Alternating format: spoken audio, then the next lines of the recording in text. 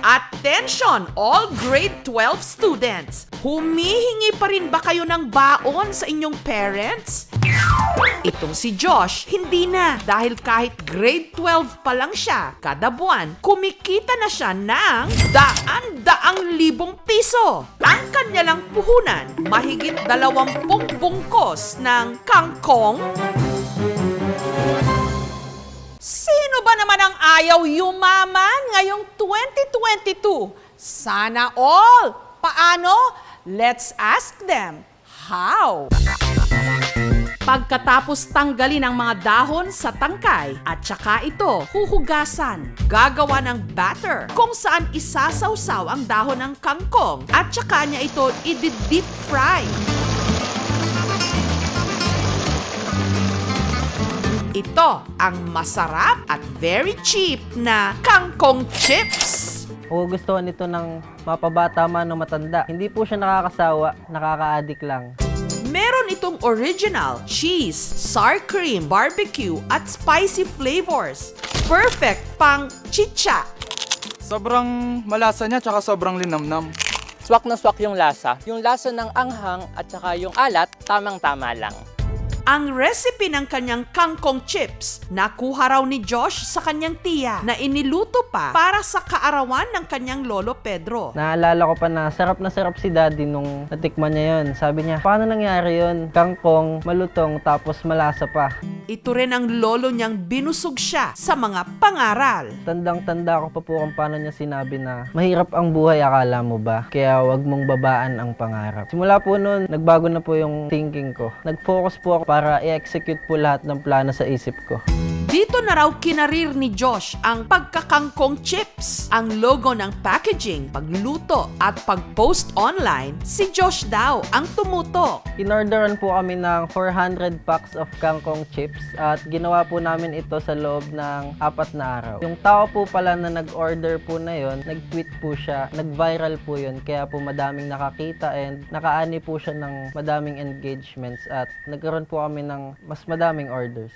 Hanggang naging bultuhan na ang orders. Kaya ang naipon niyang 3,000 piso na kanyang ipinampuhunan, lumago at kumikita na ngayon ng daan-daang libong piso kada buwan. Meron na rin siyang katuwang sa pagluluto. After po na makaipon from several orders po, nakapagpagawa na po ako ng maliit po na factory sa tabi po ng bahay namin. Nakabili rin si Josh ng bagong laptop. Bahagi ng kinikita niya, ibinibigay niya sa kanyang ina. Ngunit ang inspirasyon sa negosyo ni Josh na kanyang lolo Pedro, pumanaw na.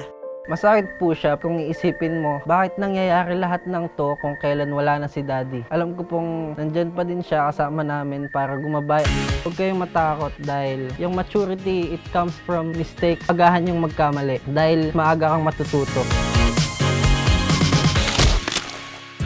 Ang susunod naman nating lesson, kung paanong ang huling 3,000 piso ng teacher na si Vannery nagawa niya ngayong mahigit 3 milyong piso.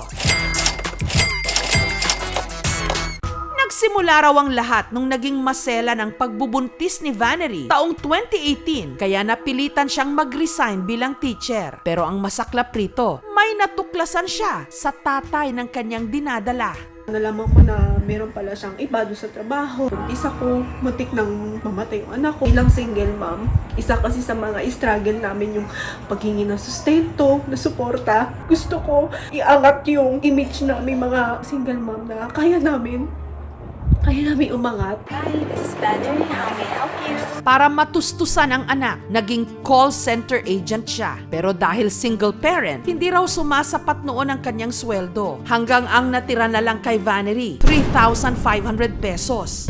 Sa puntong yun na niya naisipan na isugal ito sa pagbebenta ng skincare products. Dahil maraming gusto magpaganda, skincare yung tingin ko magiging mabenta. Nagsimula ako maghanap ng supplier. Kaso meron silang minimum requirement, halagang 7,500. Ngunit yung pera ko lang is 3,500 nung time na yun. Naghanap ako ng distributor. After 1 to 2 days, nakahanap naman ako ng pumayag siya na kahit 3,500 lang magsimula na ako. At doon na nabago yung buhay ko. Pero hindi raw naging madali ang lahat. Minsan kasi may mga customers na wala pala silang ready na pambayad or minsan nagtitrip lang sila umorder. Noong una medyo masakit sa akin kasi pagbalik sa'yo, sira na. Tapos di mo na magagamit, di mo na matitinda. Sabi ko noon, tumigil na kaya ako. Hanggang naisipan niyang ipakita online ang kanyang mga produkto kung paanong ang dating magaspang kuminis at ang dating maitim pumuti. Kaya ang mga ibinibenta ni Vannery, tinangkili ang mahigit 3,000 piso niya. Umita na ngayon ng mahigit 3 million pesos. Hindi ko inaakala na mararating ko yung 3.4 million na total purchases ko. Nung nakita ko yun, dun sa TikTok video, naiyak talaga ako. Nag-flashback lahat ng hirap na pinagdaanan ko bilang ina, bilang worker, bilang online seller, bilang anak. Kaya ang gustong iwang leksyon ni Teacher Vannery, Pag-aralan mo yung negosyo mo. Huwag ka lang basta papasok sa negosyo. Tingnan mo kung anong produkto ba ang mabenta. Yung pakiramdam mo, kaya mong i-market. ang mga oportunidad, sunggaban, makipagsapalaran, ang taong madiskarte, kailanman hindi pupulutin sa kangkungan. Thank you for watching mga kapuso. Kung nagustuhan niyo po ang videong ito, subscribe na sa GMA Public Affairs YouTube channel. And don't forget to hit the bell button for our latest updates.